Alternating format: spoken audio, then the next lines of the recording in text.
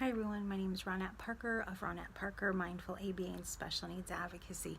I want to thank you for joining me in my very first video that I'm posting in a series of videos that I will post weekly in regards to autism. I wanted to help bridge the gap that I saw was happening in my community between parents needing resources and actually getting the resources that they need, whether through the school district or regional centers. I wanted to help bridge that gap so that I can offer my expertise as being a person who's worked in the autism community for 22 years and help give you whatever strategies I can or help that I can. I know that there's a big need, and that's what I want to do. I want to help. So my first video that I will be presenting is about how to educate others about autism. I'm going to hit 4 points today in my video, but I will be adding to this next month when I post the next video in this series.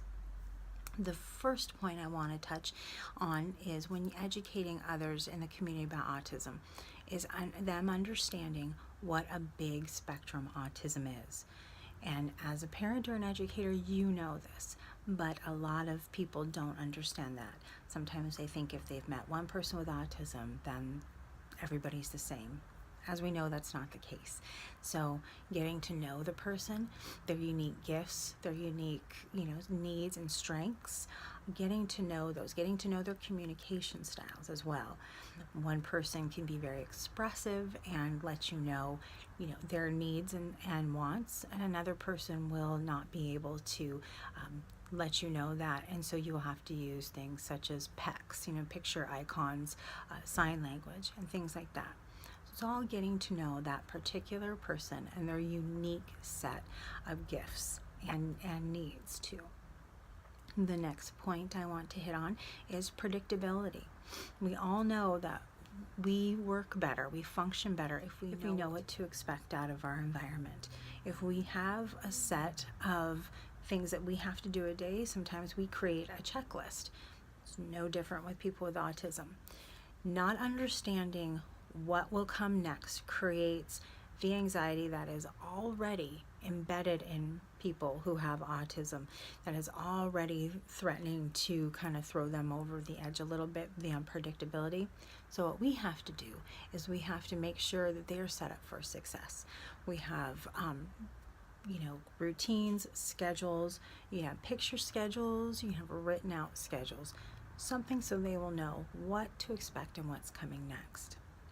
Another thing to do would be have transitional mornings. In my classroom, I used something called Insight Timer. It's an app on your phone, and you can have a soft bell. There's many apps that you can use, but it was a soft bell that would chime, and the students would know it's time for a transition. During that time before the bell hit, I would let them know. I'd do sort of a countdown, 2 minutes left, 1 minute left, and then they would know in that minute the bell is going to chime. So those are just little things that you can do to help a student with autism or your child with autism understand there's going to be a transition coming up next, and to be ready for it, and it won't be throwing them a curveball. The next point I'd like to hit on is design your environment to help with success and to decrease anxiety. Think about sometimes when you walk into a room and there's a lot of chatter and there's a lot of people talking. It's really hard to concentrate on the one person talking to you if there's multiple people talking in that environment. It's no different from a child with autism. So make sure there's low talk. That's what I like to call when there's only 1 or 2 people talking. This is what I like to do in my classroom, because I noticed the more we were respectful of this, the better outcome we were having. Like I said, it's no different from us when we walk into an environment and there's a lot of sensory overload. It can deplete our energy and it can make things very confusing. So have the same respect for them. You can also cover some lights. Sometimes in classrooms there's fluorescent lights. There's many things you can do for that. There's sheets that have like a soft blue glow to them when you put them up that help decrease that harsh light on them. You can put on soft music sometimes if that's something they enjoy. I know some of my students like that, some didn't. It helps some really follow through with work that they were doing, and others, they just didn't care for it.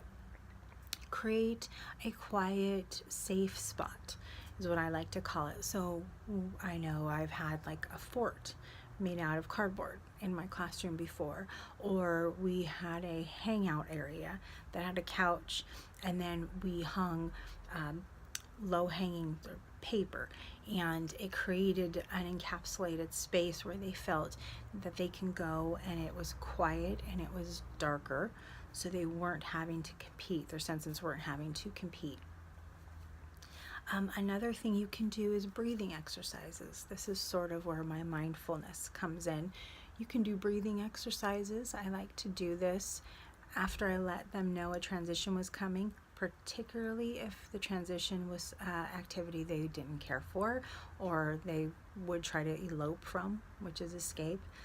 I would do breathing exercises, and this helped to sort of calm their bodies, help them regulate themselves. The last point I would like to hit on is make sure you give them extra time to process. Now, sensory processing disorder is not a sign of autism.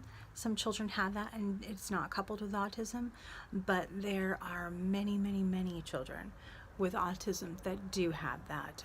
I can't think of one that I've met that hasn't had that.